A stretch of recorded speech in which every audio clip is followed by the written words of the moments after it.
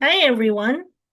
Now we're going to go back to the series of Day in the Life of a Clean Real-Time Stenographer. And this one is going to talk about my first job using my stenography machine and stenography skills. Today, I'm going to talk about how I got my first stenographic job in offline transcription.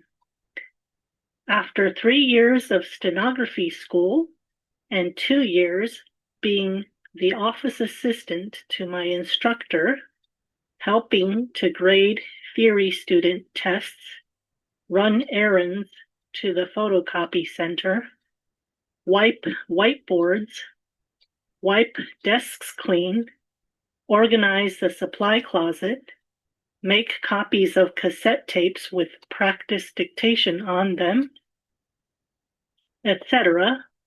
I had a reputation for being a good worker. As a student, I had passed the 140 word per minute speed level and was in the 160 speed class. One day, my classmate said she was working for a video transcription company and they wanted to hire more workers. She asked me if I would be interested in applying. I did apply and got the job.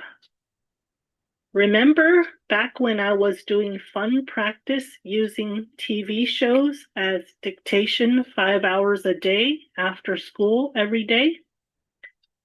Well, after I got this job, instead of fun practice, I was doing targeted practice and getting paid to do it by having to produce a verbatim transcript of the videos that were assigned to me from this company. This is what I call the cotyledon stage as a stenographer. If you are enjoying my video, please give it a thumbs up, subscribe, and share this video with your friends. This was my first stenography job, and I was still in school. So a day in the life of a clean real-time stenographer at this point in my career was that I would go to school in the morning and then in the afternoon, I would get an assignment from my boss via email.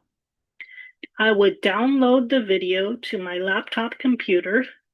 Then I would listen to one sentence of the video and type it on my stenography machine while pausing the video until I finished that sentence.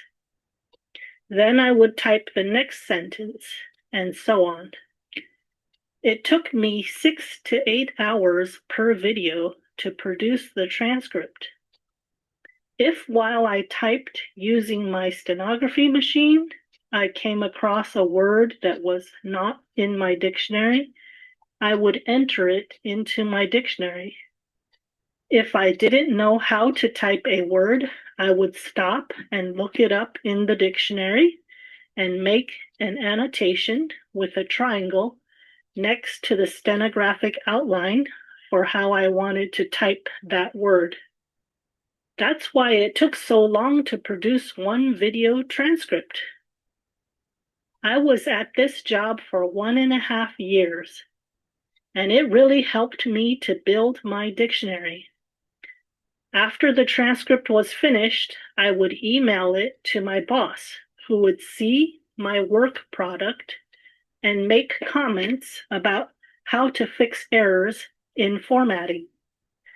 This job really opened my eyes to the world of accents.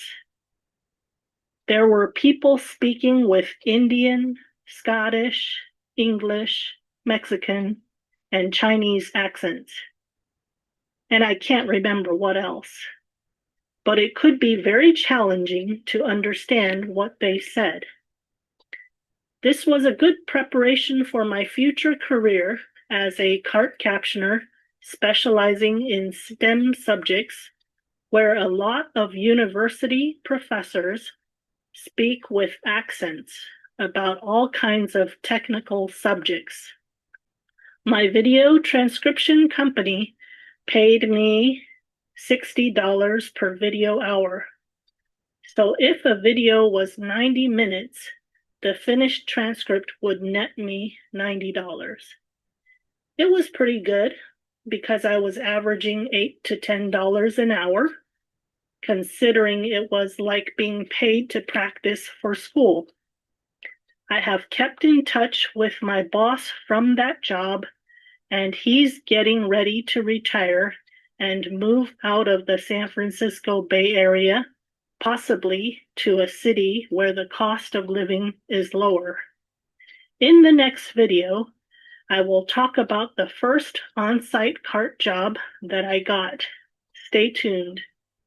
Okay, so that was my first job using a stenography machine to type offline transcription of videos, and it really helped build my skill a lot. It was like doing targeted practice and getting paid to practice. Anyway, next time I'll talk about my first on-site cart captioning job in real time.